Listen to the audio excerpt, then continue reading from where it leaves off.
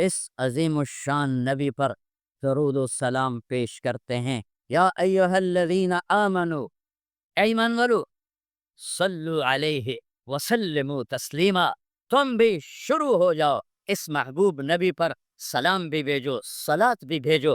کسی امت کو حکم نہیں دیا کہ اپنے نبی پہ درود بھیجو۔ موسیٰ علیہ السلام بڑے نبی ہیں، ابراہیم علیہ السلام بڑے نبی ہیں، نوح علیہ السلام بڑے نبی ہیں، عیسیٰ علیہ السلام، یہ 4 بڑے نبی ہیں۔ ان کی امتوں کو نہیں کہا اپنے نبی پہ درود پڑھو، ہمیں کہا کہ میں رب ہو کر درود پڑھتا ہوں، میرے فرشتے پڑھتے ہیں، تم بھی پڑھو۔ ایک یسلون کا ایک خوبصورت مطلب آپ کو بتاؤں، یسلون کا جو ڈائی ہے، یفعلون، یفعل، یفعل، یہ ڈائی ہے، اس میں لفظ ڈھلتا ہے۔ جو لفظ یفعل، یفعل کی ڈائی میں ڈھلتا ہے، اس میں تکرار کا مطلب پایا جاتا ہے، بار بار بار بار اس میں مطلب پایا جاتا ہے۔ صلی فعل، یصلی یفعل، یصلون یفعلون۔ میرا اللہ کہہ رہا ہے کہ میں اور میرے فرشتے اس عظیم الشان نبی پر درود پڑھتے ہیں اور پڑھتے رہتے ہیں اور پڑھتے رہیں گے۔ صرف پڑھتے ہیں نہیں ہے، اس لیے میں نے کہا یہ ڈائی ہے، فعل یفعل، اس میں جو لفظ آئے گا اس میں تکرار کا معنی آئے گا۔ لہٰذا اے ایمان والو، صلو، فعلو، وہی لفظ پھر آیا کہ تم بھی بار بار اپنے نبی پر درود پڑھتے رہو، پڑھتے رہو۔ ایک دور آئے گا ہم ایمان والے مر جائیں گے اور صرف دنیا کافروں سے بھر جائے گی، پھر اللہ اور اللہ کے فرشتے یصلون کے لفظ کا تقاضا ہے، وہ پڑھ رہے ہوں گے، پڑھ رہے ہوں گے، پڑھ رہے ہوں گے۔ پھر ایک دور آئے گا کہ اللہ قیامت کا دھماکہ قائم کرے گا، تو انسان بھی مر جائیں گے، کافر اور فرشتے جبریل میکائیل سب مر جائیں گے، صرف اللہ رہ جائے گا۔ اللہ، اللہ، میرے رب کی قسم، لفظ یصلون کے اندر یہ مطلب شامل ہے کہ پھر اللہ اکیلا اپنے نبی پہ درود پڑھتا رہے، پڑھتا رہے، پڑھتا رہے۔ ہاں، اب وہ جنت بنا سکتے ہیں جو کوئی بھی نہیں بنا سکتا۔ میں نے شروع میں جو بات شروع کی تھی کہ ایک وی آئی پی جنت فردوس، اس میں ایک وی آئی پی جنت ہے، وی آئی پی میں وی آئی پی جنت ہے۔ اس وی آئی پی جنت کی بتانے لگا تھا کہ اللہ کیسے دیدار کرائے گا، کیسے کلام سنائے گا۔ جب اللہ کے نبی اپنا کلام سنا چکیں گے، پھر اللہ تعالیٰ فرمائیں گے اس سے اچھا سنو، کہیں گے یا اللہ کیا کا تمہارا رب رضوان پردے ہٹاؤ، ایسے پردے ہٹے اور اللہ سامنے آئیں گے۔ اب اللہ قرآن پڑھیں گے، اپنا قرآن پڑھیں گے۔ اچھا، پہلے جو آواز چل رہی تھی جنت کی لڑکیاں، داؤد علیہ السلام، محمد مصطفیٰ صلی اللہ تعالی علیہ وسلم، تو ساتھ جنت کا ساز چل رہا، ساز۔ لیکن اب اللہ اپنا کلام سنائیں گے، اس کو ساز کی ضرورت نہیں، ساز سہارا دیتا ہے، سہارا ضرورت نہیں، لہذا سارے ساز، آواز خاموش۔ پہلے آپ صرف کانوں کے سسٹم سے سن رہے تھے اور آپ مست ہو رہے تھے، آپ جنت بھول رہے تھے، اللہ کے نبی کی سن کر اپنا آپ بھول رہے تھے۔ لیکن جب اللہ سامنے آئے گا اور اپنا کلام سنائے گا، تو آپ کے جسم میں جتنے سیل ہیں، ہر سیل کا کان والا سسٹم اللہ آن کر دے گا، اور 10 خرب سیلز سے آپ اللہ کی آواز اپنے روح میں اترتا محسوس فرمائیں گے۔ اور جب اللہ کی آواز روح میں اترے گی، پھر کچھ یاد نہیں رہے گا، کچھ نہ تمنا نہ طلب۔ جب اللہ تعالیٰ خاموش ہوں گے تو کہیں گے یا اللہ مہربانی کر، زدنا زدنا۔ اللہ کہیں گے واپس واپس، اگلے جمعے نہیں یا اللہ جنت نہیں چاہیے، زدنا، اور ہو۔ اللہ کہیں گے وہ تمہاری حوریں، اس محفل میں ایمان والے مرد بھی ہوں گے، عورتیں، جنت کی حوریں اپنے محل میں ہوگی یا نہیں ہوگی، تو وہ کہیں گے، اللہ تعالیٰ فرمائیں گے وہ تمہاری حوروں کی شکایت آئی ہے، اشتقنا الی اہلنا، ہمارے ویڑے سنجی ہو گئے، یا اللہ 11:30 لے واپس کل۔ تو وہ کہیں گے ہمیں حوریں نہیں چاہیے، بس آپ چاہیے۔ تو اللہ کہیں گے اچھا ایسا کرو، ادھر بھی جانا ادھر بھی آنا، جمعے آ جایا کرنا، یہ محفل ہوا کرے گی، جمعے ہر جمعے یہ محفل ہوگی۔ لیکن وہ وی آئی پی جنت الفردوس، انہیں جمعے کا انتظار نہیں ہوگا، وہ صبح بھی اللہ کا دیدار کریں گے، شام بھی اللہ کا دیدار کریں۔ ایک نوجوان میرے پاس آیا، کہا جی میرا بیوی سے جھگڑا رہتا ہے، بہت سخت ہو جاتا ہے، مجھے کوئی تعویذ دے۔ میں کہا یار میں تعویذ والا پیر کوئی نہیں ہاں، لیکن ایک بات سن لو، بیوی پہ تعویذ اثر نہیں کرتا، جو مرضی تو لکھو۔ اور آپ سے بھی کہتا ہوں، یہ جو بیٹھے ہیں نا عامل، یہاں بھی بہت ہیں، ہاتھ جوڑتا ہوں، یہ سب فراڈی ہیں، نہ اپنا وقت ضائع کرو، نہ پیسے ضائع کرو۔ میرے اوپر سایہ ہو گیا ہے، میرے اوپر جن ہو گیا ہوا ہے، میرے اوپر کسی نے جادو کر دیا۔ ہمیں اللہ کے نبی نے کہا ہے کہ آخری 2 صورتیں ہر جادو کا توڑ ہیں، قل اعوذ برب الفلق، قل اعوذ برب الناس، یہ پڑھو، کوئی جادو نہیں رہے گا۔ جادوگر اتنے بات کہنے پہ ہر ایک تے پھوکے ماری جاندے ہیں، اتنی ہزار دفعہ اے پڑھو، ایک ہانڈی لے آؤ، ہانڈی دے پھر کوڑے وال پاواں گے، پھر اے کریں گے، پھر انہوں دم کریں گے، پھر انہوں زمین دباواں گے، وہ الو کے پٹھے ہیں سارے، اور آپ بے وقوف ہو سارے جو ان کے پاس جاتے ہو۔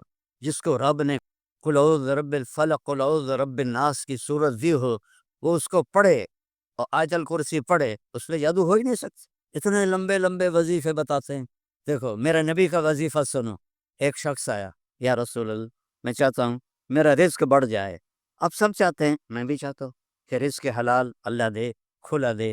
سوشل میڈیا دیکھو، وہ کتنے وظیفے بتا رہے ہیں، اور میں نبی کا وظیفہ بتاتا ہوں، سب کر سکتے ہو۔ آپ نے فرمایا ادم علی الطہارہ یوسع علیک رزق، با وضو رہا کر تیرا رزق بڑھ جائے گا۔ بتاؤ کوئی زور لگتا ہے؟ میں پچھلے 30 سال سے باوضو رہتا ہوں، جب سے میں نے یہ حدیث پڑھی، سوتا بھی وضو کے ساتھ، اور جب وضو میرا نہ ہو تو مجھے لگتا ہے کوئی چیز میرے اندر سے نکل گئی ہے، خالی خالی پن محسوس ہوتا ہے۔ وضو والے سے شیطان ڈرتا ہے۔ ایک دفعہ شیطان ہمارے نبی کے پاس آیا، آپ نے فرمایا یار یہ تو بتا تیرے دشمن کتنے ہیں؟ کہنے کا جی 15 ہیں 15۔ آپ نے فرمایا کون کون؟ کا پہلا نمبر تھا تھوڑا ہی ہے، پہلے دشمن تو میرے آپ ہیں۔ پھر اس نے کہا وہ مومن اور مومنہ جو باوضو رہتے ہیں وہ میرے بڑے دشمن ہیں، ان سے مجھے بڑا ڈر لگتا ہے۔ وضو کر کے سو، موت آئی شہید مرو گے۔ وضو کر کے سو، وہ ایک فرشتہ ساری رات آپ کے لیے تسبیح پڑھتا رہے گا۔ وضو کی عادت ڈالو، شیطان آپ سے ڈرے گا۔ کتنا آسان وظیفہ میرے نبی نے بتایا۔ تو آپ نے گھروں کی زندگی سمجھائی، تو میں نے اس سے کہا بیویوں پہ تعویذ اثر نہیں کرتے۔ انہوں نے کہا پھر کیا کروں؟ میں کہ جب بھی کھانے پر بیٹھو 2-3 لقمے کھلا دیا کرو اپنے ہاتھ سے۔ کہا اس سے کیا ہوگا؟ میں کہا تو ایک لمحی کیا ہوگا؟ تو کچھ دنوں کے بعد اس کا فون آیا حال چال پوچھنے۔ میں نے کہا وہ میری بات پہ عمل کیا تھا؟ کہنے کا نہیں۔ میں نے کہا کیوں؟ کہنے کا شرم آتی۔ میں آ گیا الو دے پٹھے، کمزور نہ لڑ دیں تنہیں شرم نہیں ہوندی؟ اللہ نے عورت کو کمزور پیدا کیا ہے۔ ایک شخص آیا حضرت عمر سے ملنے، تو لے کر آیا بیوی کی شکایت سے، وہ مجھ سے بہت لڑتی ہے۔ آگے دیکھا تو ادھر بھی بیگم نے چڑھائی کی ہوئی تھی، عمر جیسی شخصیت، وہ چھوٹے چھوٹے گھر آواز باہر جا رہی، وہ تھوڑی دیر سنتا رہا، کہنے لگا اس سے تو میرے کو بھی چوکھا کام ہے۔ وہ پیچھے مڑنے لگا، حضرت عمر کی نظر پڑ گئی، وہ بھائی خیریت کیسے آئے تھے؟ کہا جی جس کام واسطے آیا سی اتنے اتنے بھی ڈھیر سارا ہو رہا ہے، میں تانوں کی دساں؟ کہنی کیا ہے؟ کہا میری بیوی میں اس سے بہت لڑتی ہے۔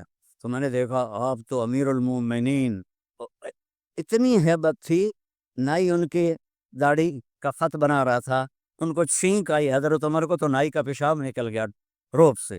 تو وہ کہنے کہ آپ تو اتنے روب والے آدمی ہیں، اور وہ بیوی آپ کو کیا سنا رہی تھی؟ کہ دیکھو میرے پیارے، اس نے میرے بچوں کو پیٹ میں پالا، 9 مہینے اس کی تکلیف اٹھائی، اور ایک نہیں جتنے بچے پیدا ہوئے، یہ تکلیف جو عورت پہ گزرتی ہے وہ ہم تو نہیں جان سکتے۔ پھر اس نے ان کو دودھ پلایا، پھر وہ میرے کپڑے دھوتی ہے، پھر وہ میرے لیے کھانا بناتی، پھر وہ میرے گھر کو صاف ستھرا رکھتی ہے۔ تو اگر تھوڑا بہت وہ بول پڑے تو یہ تو بہت چھوٹی چیز ہے جو اس کا میرے اوپر احسان ہے۔ میں نے کہا جا، کھانے کا وقت تھا دوپہر کا، اس کو لقمہ کھلا پھر مجھے بتا۔ تھوڑی دیر کے بعد اس کا فون آیا، کہا مولانا صاحب وہ تو عجب ہی ہو گیا۔ میں نے کہا کیا ہوا؟ کہا میں نے اس کے منہ میں لقمہ ڈالا تو اس کا منہ ایسے کھلا رہے گا اور کہنے لگی کس نے پٹی پڑھائی ہے تمہیں؟ تو خود تو نہیں کر سکتا۔ کہنے لگا مجھے مولوی طارق جمیل نے یہ پٹی پڑھائی۔ تو اس نے ایسے جھولی میں کہا اللہ مولوی طارق جمیل کو اور اس کے بچوں کو زندگی دے جس نے تمہیں انسان بنا دیا۔ اچھا، ہمارے راجپوتوں کی ایک شاخ ہے رنگڑ، یہ بہت ہی کڑوے ہوتے ہیں، جیسے کریلا نہیں کڑوا ہوتا، ایسے بائی نیچر کڑوے ہوتے ہیں۔ تو ایک ہمارے دو جماعت میں میرے ساتھ وقت لگاتے رہے مسلسل۔ اچھا، میں یہ گھر کی زندگی بتاتا ہوں، عام طور پر علماء نہیں بتاتے، صرف عبادت پہ اٹک جاتے ہیں۔ تو میں نے ایک دن ان کو فون کیا، آگے ان کی بیگم نے اٹھایا، کون بول رہا ہے رنگڑی میں؟ میں نے کہا طارق جمیل بول رہا ہوں۔ اچھا، میں نے کہا صدیق بھائی کدھر ہیں؟ باہر گیا ہے۔ میں نے کہا بتا دینا اس کو میں نے فون کیا تھا۔ کچھ عرصے بعد اس کا فون آ گیا صدیق بھائی کا، اور ہنستا جا رہا۔ میں نے کہا کیا ہوا بھائی صدیق؟ کب میں گھر آیا تو میری بیگم نے کہا کہ وہ تھارے مولوی کا فون آیا تھا۔ میں نے کہا کون سا؟